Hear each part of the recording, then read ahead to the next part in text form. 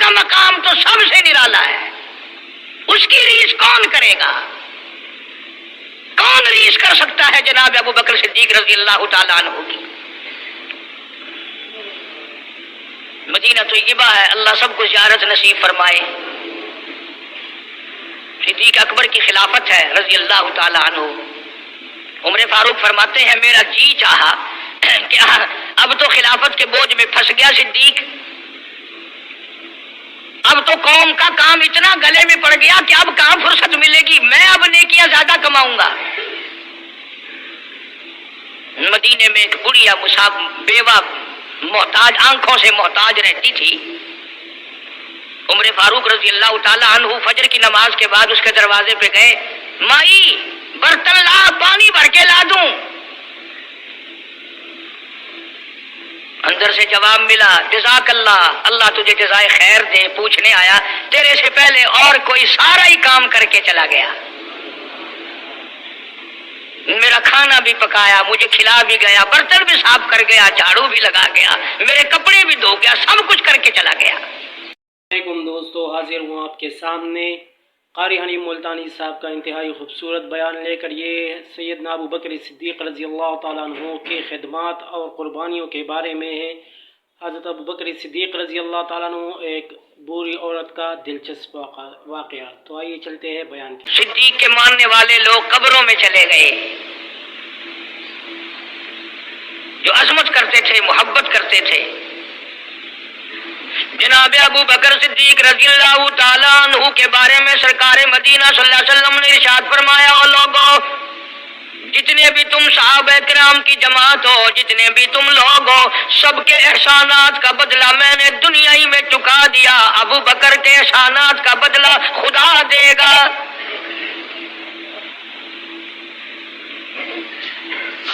اتنا بڑا عظیم انسان ہے جس کو کالی کملی والے نے صدیق کا لقب دیا، عتیق کا لقب دیا، جس نے کلمہ پڑھنے کے بعد نہ کاروبار کیا، نہ تجارت کی، نہ اپنے گھر کے دھندے میں لگا، بس کلمہ پڑھنے کے بعد پھر مکی کی گلی گلی کا چکر ہے، محلے محلے کے اندر چکر لگا رہے ہیں۔ کوئی ایسا نہ ہو میرے آقا کا غلام بن کر دنیاوی تکلیف میں مبتلا نہ ہو، اگر کوئی مل گیا تو میں جان مال سے اس کی امداد کروں گا۔ سرکار مدینہ صلی اللہ تعالی علیہ وسلم کا پہلا ساتھی، پہلا غمگسار ایسا ملا جو گلی گلی میں چکر لگاتا پھرتا ہے۔ جناب ابو بکر رضی اللہ تعالیٰ عنہ فرماتے ہیں میں ایک محلے میں جا نکلا اور میں نے جا کے دیکھا کافروں نے ایک دیگ پانی کی بھری ہوئی ہے اور ایک 70 سالہ بوڑھی مائی کو اس میں غوطہ دیا ہوا ہے، سر پہ ہاتھ رکھ کر ڈبایا ہوا ہے۔ اپنی اولاد کے لیے تم بھی پھرو گے، میں بھی پھروں گا، سارا جہان اپنی اولاد کی روٹی کے لیے انتظام کرے گا، کپڑے کا انتظام کرے گا، مکان دکان کا انتظام کرے گا۔ ابو بکر تیرا کیا کہنا، ساری دولت کالی کملی والے کی عظمت پہ لٹا دی۔ جناب ابو بکر رضی اللہ تعالیٰ عنہ نے پوچھا اور ظالمو یہ کیا ماجرا ہے، یہ کیا قصہ ہے، کیا کہانی ہے، کیا ظلم کر رہے ہو، کیا بات ہے؟ بوڑھی مائی ہے، عمر رسیدہ ہے، تم نے اس کو پانی میں غوطہ کیوں دیا ہوا ہے، اس کو پانی میں کیوں ڈبا رکھا ہے، اس کے سر پر ہاتھ رکھ کر تم نے کیوں باہر منہ نہیں نکالنے دیتے، کبھی یہ سانس لے لے۔ سارے کافر کہنے لگے او ابو بکر یہ اللہ کی توحید کا اعلان کیوں کرتی ہے، یہ کلمہ کیوں پڑھتی ہے، ہم چھڑا دیں گے۔ جناب ابو بکر رضی اللہ تعالیٰ عنہ فرماتے ہیں میں کھڑا رہا، دیکھتا رہا، میرا خیال ہوا ڈوب گئی ہوگی، ختم ہو گئی ہوگی، اتنا لمبا تو آدمی کا سانس ہو ہی نہیں سکتا، یہ اتنی دیر تک پانی میں سانس کیسے روک کے رکھے گی، میری تسلی ہو گئی۔ لیکن صدیق اکبر فرماتے ہیں میں حیران ہو گیا، ظالموں نے ہاتھ ہٹایا، سیدہ نادیہ رضی اللہ تعالیٰ عنہ نے باہر منہ نکالا اور کہنے لگی اللہ احد، او مکی والوں، او بتوں کے پجاریوں، طرح طرح کے لوگوں کو مشکل کشا ماننے والوں، حاجت روا ماننے والوں، لوگوں کے سامنے جھک کر قبروں سے بیٹے مانگنے والوں، اپنی مرادوں کو پورا کرنے پڑھنے والوں، تم جو چاہو کر سکتے ہو، میں اب بھی خدا کو ایک مانتی ہوں۔ فرماتے ہیں میرے دیکھتے دیکھتے بڑھیا کو چھوڑ دیا، بیٹی کو پکڑ لیا، جوان بیٹی تھی، اس نے بھی کلمہ پڑھا تھا۔ میں اسی لیے ہر وقت یہ کہا کرتا ہوں کہ تمہیں کلمے کی کیا قدر ہو۔ سونے کا ایک زیور گھر سے گم جائے، 2 دن روٹی نہیں پکتی، گھر میں نقصان ہو گیا، سونا چلا گیا گھر سے۔ عورتیں بھی ہاں ہاں کرتی پھرتی ہیں، مرد بھی افسوس کرتے پھرتے ہیں، اور ایک گھر میں کلمہ نہیں، کسی کو افسوس نہیں۔ دین گھر سے نکل گیا، قرآن گھر سے نکل گیا، الفت محبت گھر سے نکل گئی، تباہی پھر گئی ساری دنیا کی۔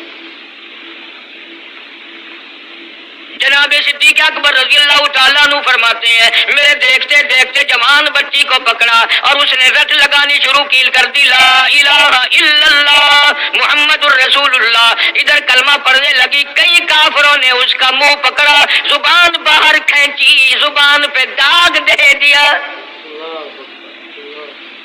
گرم گرم لوہے سے زبان کو داغ دے دیا۔ جناب ابو بکر رضی اللہ تعالیٰ عنہ فرماتے ہیں میں دیکھتا رہا، جب ظالموں نے لوہا گرم ہٹایا، اس بچی کے منہ سے پھر یہی لفظ نکلا، اللہ احد، اللہ ایک ہے، وہ اپنی ذات میں صفات میں یکتا ہے، وہ کسی کا محتاج نہیں، کسی کو اپنی ذات میں صفات میں اس نے شریک نہیں بنایا۔ یہ جو تمہیں کہتے ہیں نا اور جی یہ بھی تو اللہ نہیں بنائے ہو، بنائے ہیں تو بندے بنائے ہیں نا، خدا تو نہیں بنائے۔ کلندر بنائے، بزرگ بنائے، فقیر بنائے، پیر بنائے، اور بنائے تو اس نے ہے نا۔ جب اسی نے بنائے ہیں اور جب وہ چاہتا ہے تو پھر ان کو موت بھیج دیتا ہے۔ جس کی موت آ جائے وہ خدا نہیں ہو سکتا، جو بیمار پڑ جائے وہ خدا نہیں ہو سکتا، جس کو پیاس لگتی ہو، جس کو بھوک لگتی ہو، جس کو نیند آتی ہو، جو پریشان ہو سکتا ہو وہ خدا نہیں ہو سکتا، جس کو ساری کروڑوں اربوں سال سے بھی جس ذات کو کبھی نیند نہیں آئی، کبھی اس کو محتاجی نہیں ہوئی، کبھی بھوک نہیں لگی، خدا وہ ہے۔ دنیا پتہ ہی نہیں جا کدھر رہی ہے۔ جناب صدیق اکبر رضی اللہ تعالیٰ عنہ فرماتے ہیں میں نے ظالموں سے کہا او ظالموں نہ مارو۔ کافر کہنے لگے تجھے کیا، ہماری دونوں باندیاں ہیں، غلام ہیں، یا کلمہ چھوڑ دیں گی یا جان سے مر جائیں گی، اتنا تک ہم نہیں چھوڑیں گے۔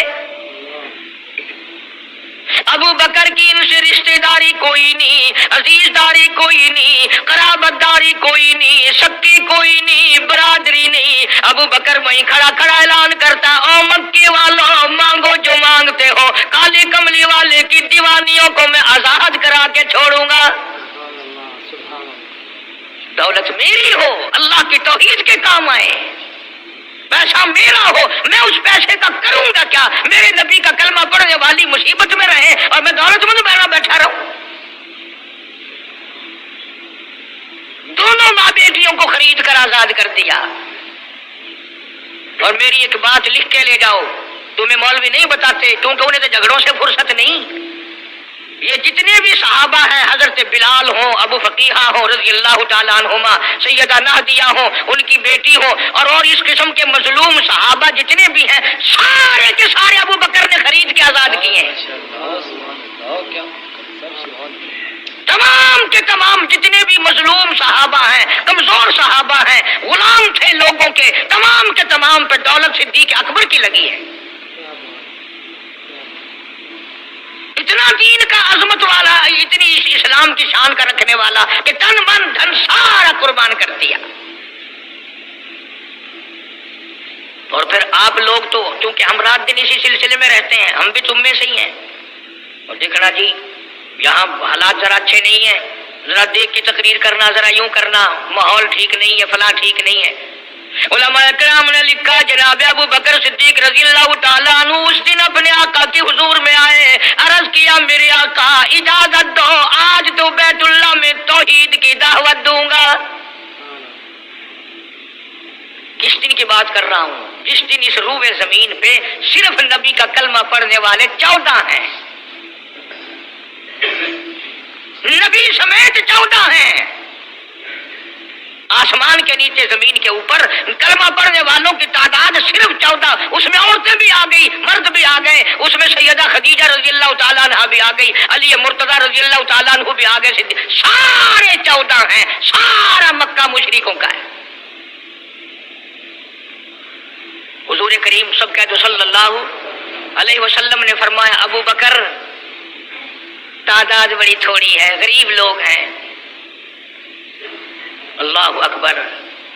صدیق اکبر کو چاہیے تھا ہمارے زمانے کا کوئی ہوتا اچھا جی کم سے کم 1400 14,000 آپ جدو بن جاواں گے نا پھر ویکھاں گے.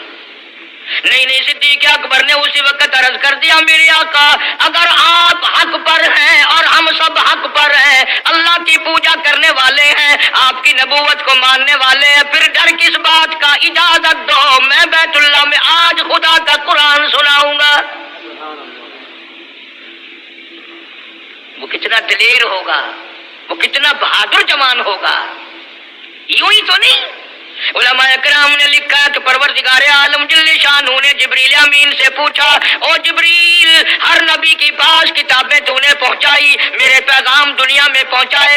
آدم علیہ السلام کے پاس تو گیا، نوح علیہ السلام کے پاس آپ گئے، ابراہیم خلیل اللہ کے پاس آپ گئے، اسماعیل ذبیح اللہ کے پاس آپ گئے، موسیٰ کلیم اللہ کے پاس آپ گئے، عیسیٰ روح اللہ کے پاس آپ گئے. ہر نبی کے پاس اے جبریل تم آتے جاتے رہے.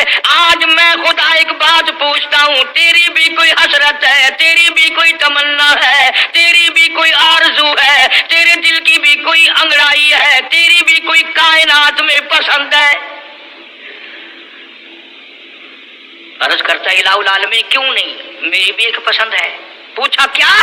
عرض کرتا ہوں میری پروردگار جب آپ نے پوچھا تو مجھے بتانا پڑا. میرے فرشتے کے دل میں بھی، حالانکہ میں سارے جہان کے نوری فرشتوں کا سردار ہوں، تمام فرشتوں کی سرداری کا تاج میرے سر پہ ہے، 600 نورانی پر میرے لگے ہوئے ہیں، مگر پھر بھی میری یہ تمنا رہتی ہے کاش میں جبریل نہ ہوتا، میں ابو بکر صدیق ہوتا.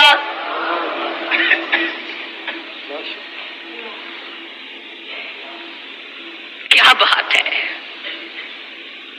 مالک کائنات نے جب نبوت سب سے نرالی دی، قرآن جیسی کتاب آسمانی نرالی دی، تو یار بھی تو چن چن کے دیے نا. اسی لیے میں کہا کرتا ہوں کہ ہمارے نبی کے یار بھی نرالے، میرے نبی کے رشتہ دار بھی نرالے، میرے نبی کی بات بھی نرالی، میرے نبی کی جماعت بھی نرالی. کون مقابلہ کرے صلی اللہ علیہ وسلم. اجازت مل گئی.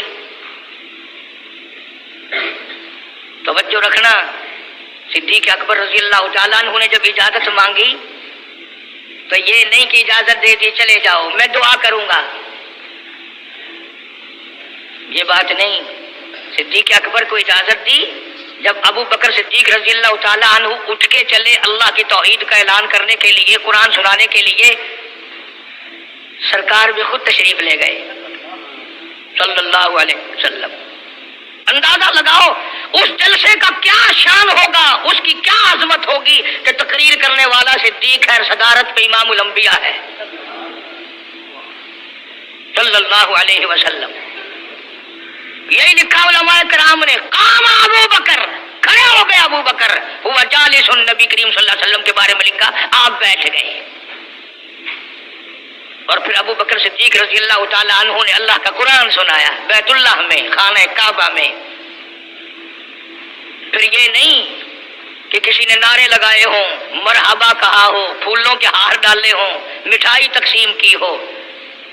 سرکار مدینہ صلی اللہ تعالی علیہ وسلم کے سامنے صدیق اکبر کو لوگوں نے اتنا مارا بے ہوش کر دیا. حالانکہ ابو بکر نے قرآن پڑھا وقال رجل مؤمن من آل فرعون یکتم ایمانہ اتقتلون رجلا، کیا تم اس کو قتل کرنے کا ارادہ رکھتے ہو؟ یقول ربی اللہ،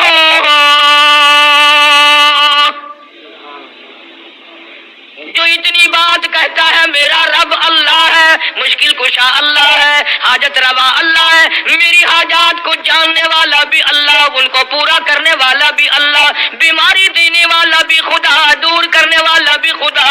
ای یقول ربی اللہ،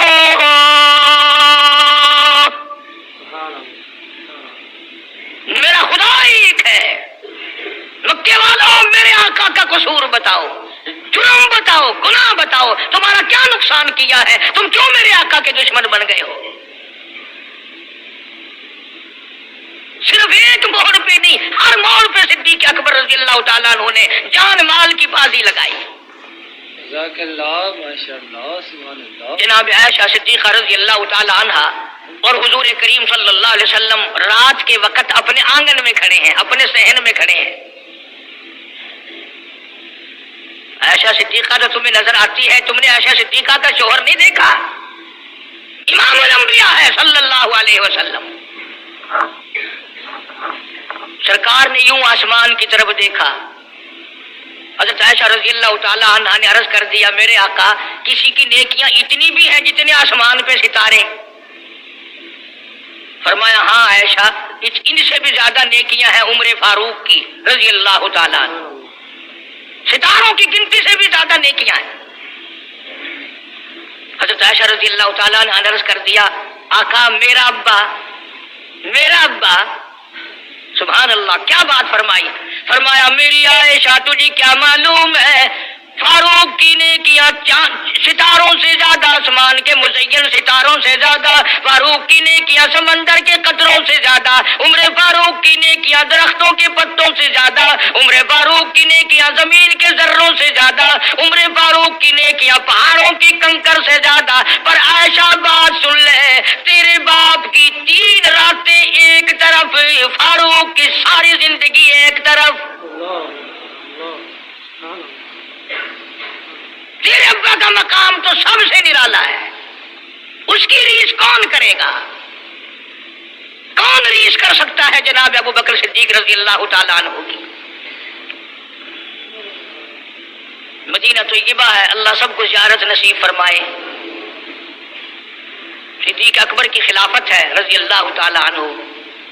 عمر فاروق فرماتے ہیں میرا جی چاہا کہ اب تو خلافت کے بوجھ میں پھنس گیا صدیق،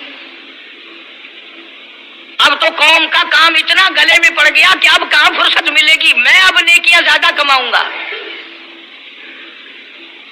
مدینے میں ایک بڑھیا بیوہ محتاج، آنکھوں سے محتاج رہتی تھی۔ عمر فاروق رضی اللہ تعالیٰ عنہ فجر کی نماز کے بعد اس کے دروازے پہ گئے، مائی برتن لا، پانی بھر کے لا دوں؟ اندر سے جواب ملا، جزاک اللہ، اللہ تجھے جزائے خیر دے، پوچھنے آیا تیرے سے پہلے اور کوئی سارا ہی کام کر کے چلا گیا، میرا کھانا بھی پکایا، مجھے کھلا بھی گیا، برتن بھی صاف کر گیا، جھاڑو بھی لگا گیا، میرے کپڑے بھی دھو گیا، سب کچھ کر کے چلا گیا۔ آج کون کرے گا؟ دل تو تمہارا بھی کرتا ہے کہ فاروق والی نیکیاں کچھ ہم بھی لے لیں، صدیق والی عظمت کچھ ہمیں بھی مل جائے، پر پہلے منہ تو بناؤ، وہ شکل تو پیدا کرو، وہ عظمت تو پیدا کرو جو انہوں نے کی تھی۔ کون ہے تم میں سے آج جو کسی محتاج کے دروازے پہ جا کے پوچھتا ہو میرے لائق کوئی کام ہو تو بتاؤ بھائی، میں بغیر پیسوں کے کر دوں گا؟ اگر کوئی بیمار بھی پڑ جائے، اچانک بیمار ہو جائے تو اس کا ہی کوئی لواحق، گھر کا آدمی کوئی دوڑے تو دوڑے، برابر میں سے مجال ہے کوئی اسپتال تک لے جانے میں، ڈاکٹر کو لانے میں، کون امداد کرے؟ اور اس کا نتیجہ سامنے ہے، جب میں کسی کی نہیں کرتا تو میری کون کرے؟ کوئی بھی نہیں۔ آج تو جنازے بھی اس طرح گزرتے ہیں جیسے ہندوؤں کی ارتھیاں نہیں گزرتی تھی، 2 4 آدمی لے کے جاتے تھے۔ کون آئے جنازے پہ؟ تم کسی کے جنازے پہ جاؤ تو تمہارے یہاں کوئی آئے، اور جو بھی آتا ہے وہ اللہ کی رضا کے لیے نہیں۔ بخاری شریف میں روایت، من اتبع الجنازہ ایمانا واحتسابا غفر له ما تقدم من ذنبه او كما قال النبي صلی اللہ تعالی علیہ وسلم، ارشاد فرمایا جو آدمی اللہ کی رضا کے لیے کسی کا جنازہ پڑھے، ایمان یقین کے ساتھ جنازہ پڑھے، ثواب کی نیت سے پڑھے، وسیب کی نیت نہ ہو، برادری کی نیت نہ ہو، خاندانی لحاظ نہ ہو، قرابت داری کا کوئی لحاظ نہ ہو، کوئی دیکھے یا نہیں دیکھے، کوئی آئے یا نہ آئے، کوئی پوچھے یا نہ پوچھے، صرف اللہ کی رضا کے لیے پڑھے، کالی کملی والے نے اعلان کر دیا میں ضامن ہوں، غفر لہ ما تقدم من ذنبی، اس کے پچھلے سارے گناہ معاف کر دیے گئے۔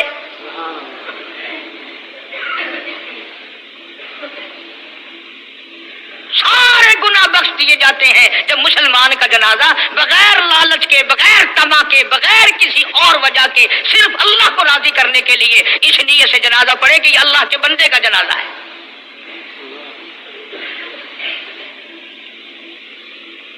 تو فاروق اعظم رضی اللہ تعالیٰ عنہ سوچتے ہیں کہ یارو میرے سے پہلے کون آ گیا، گڑیا کا سارا کام جو کر کے گیا وہ کس وقت آیا ہوگا، کھانا بھی پکایا، کھلایا، برتن صاف کرے۔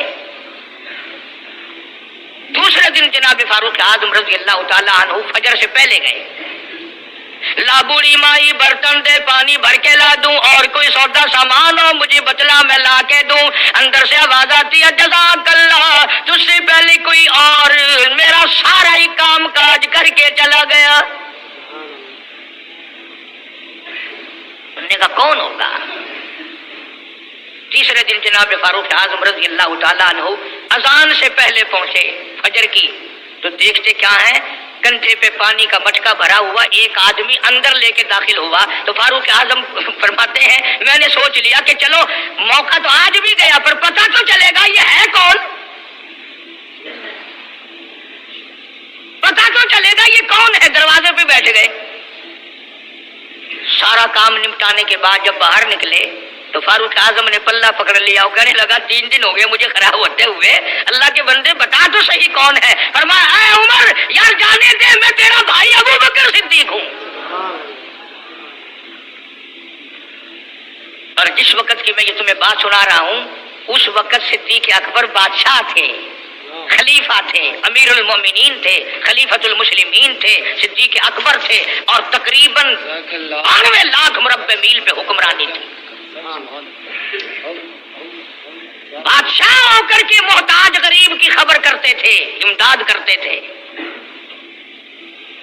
اور آج اصل میں تو اللہ میاں تمہیں کچھ دے ہی کیوں، اور اگر کسی کو کوئی تھوڑا بہت نوکری ملازمت مل گئی، پتلون والا آیا تو سیدھا گھس گیا، کوئی دھوتی والا آیا تو وہ چپڑاسی کرتا ہوئے کی ہے حساب ڈال کام میں چل پڑے، تیرے واسطے صاحب بیٹھے ہے، باہر نکل۔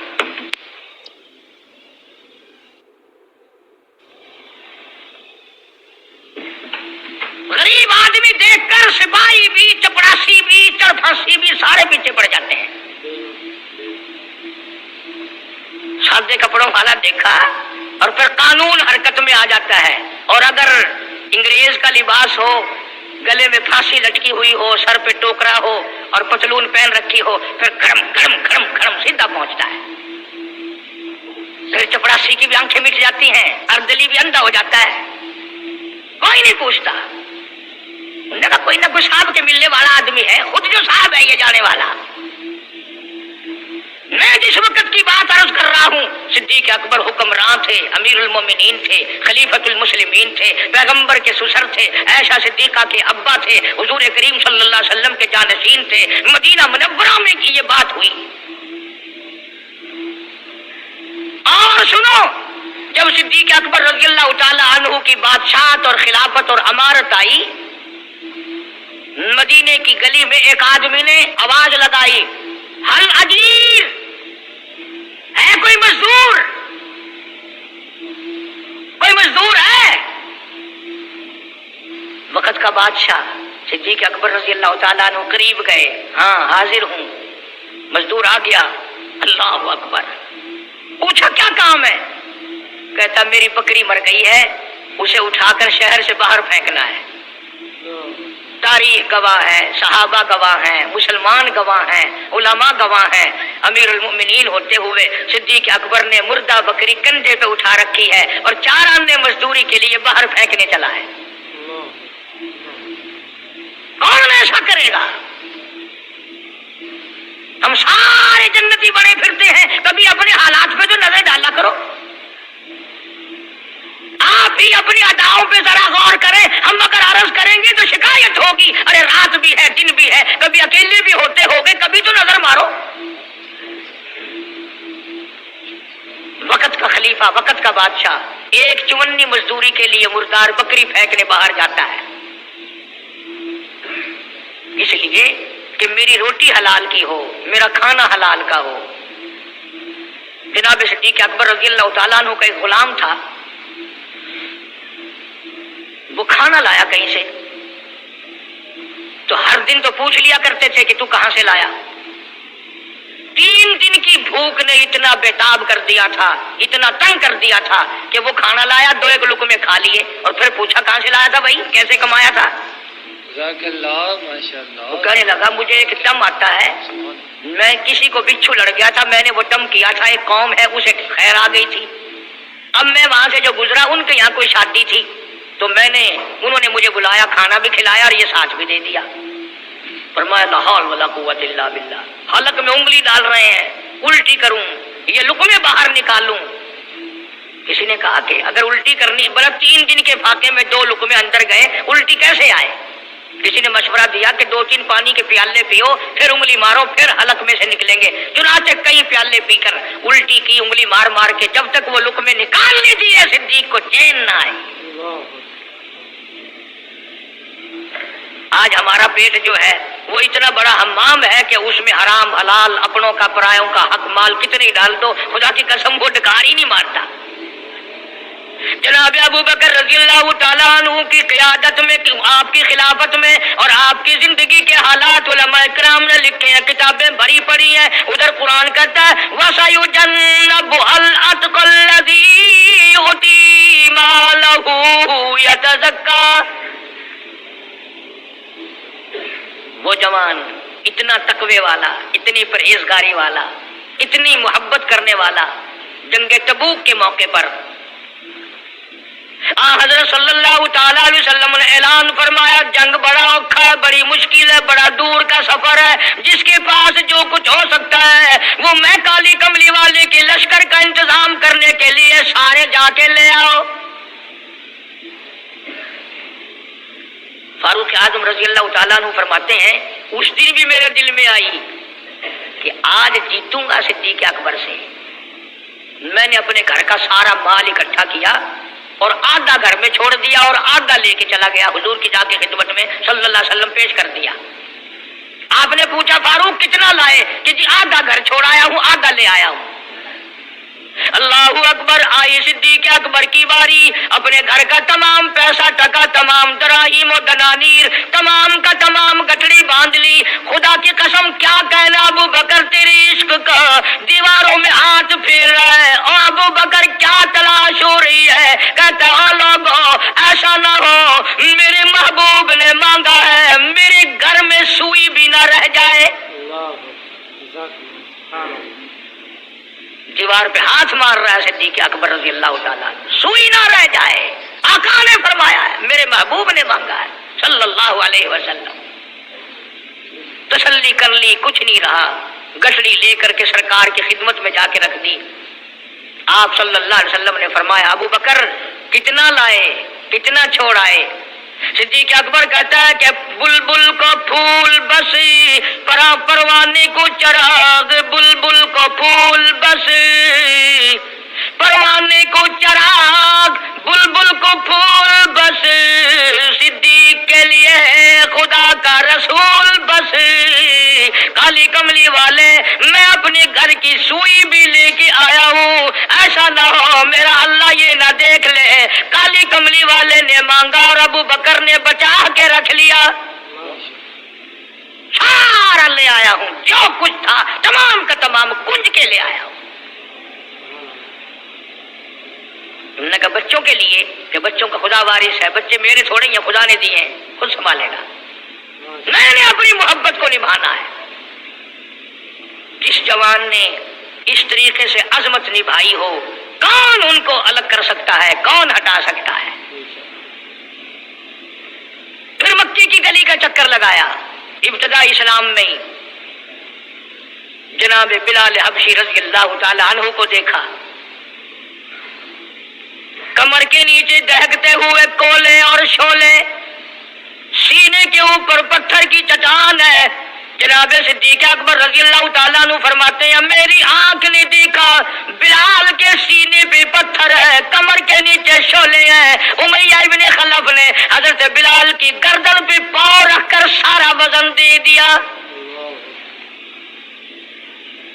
حضرت بلال رضی اللہ تعالیٰ عنہ کی زبان باہر نکل آئی، اتنی لمبی زبان باہر لٹک گئی۔ صدیق اکبر نے امیہ ابن خلف سے کہا ظالم ایک طرف ہٹ، میں بلال سے کوئی بات کرتا ہوں۔ اللہ غنی، تھا تو غریب، تھا تو چھوٹے قد والا، تھا تو کالے رنگ والا، پر اللہ اور اس کے رسول کے دربار میں کتنی بڑی عظمت ہے۔ صدیق اکبر قریب ہوئے، وہ فرمانے لگے بلال تو بھی بولا ہے، اتنی بڑی مار کھا رہا ہے، تجھے مار پڑ رہی ہے، تیری عقل نہیں کام کرتی؟ انہوں نے کہا کیوں؟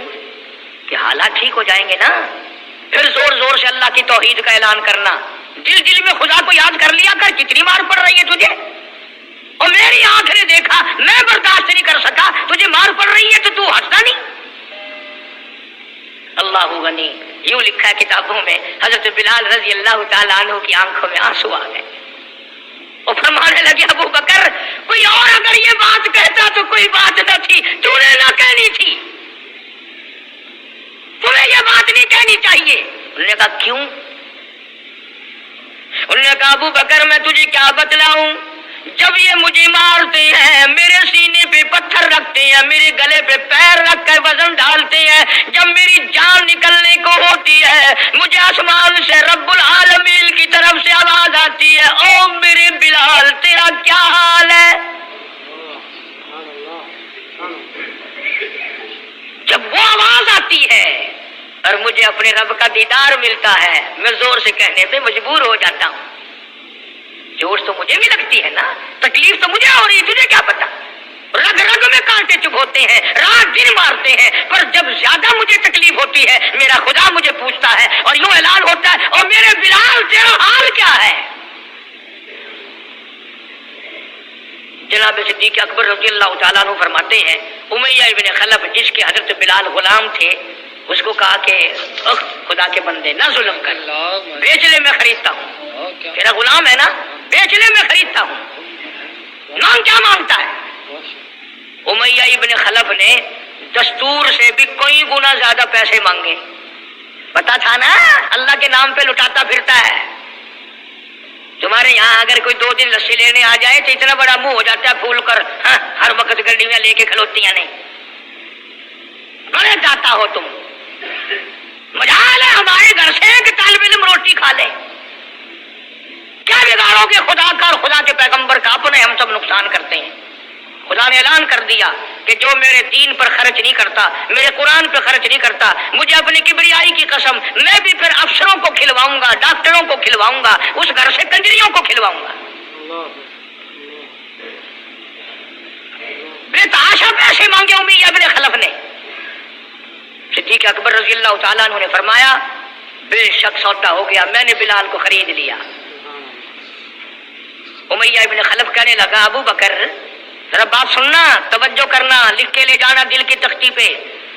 امیہ ابن خلف کافر کہنے لگا ابو بکر میں تو تجھے بڑا ہوشیار آدمی سمجھتا تھا، کاروباری ہے تو، وپاری ہے، دھندے والا ہے، سردار ہے قریش کا، پر آج پتا چلا تیرے اندر تو عقل بھی نہیں۔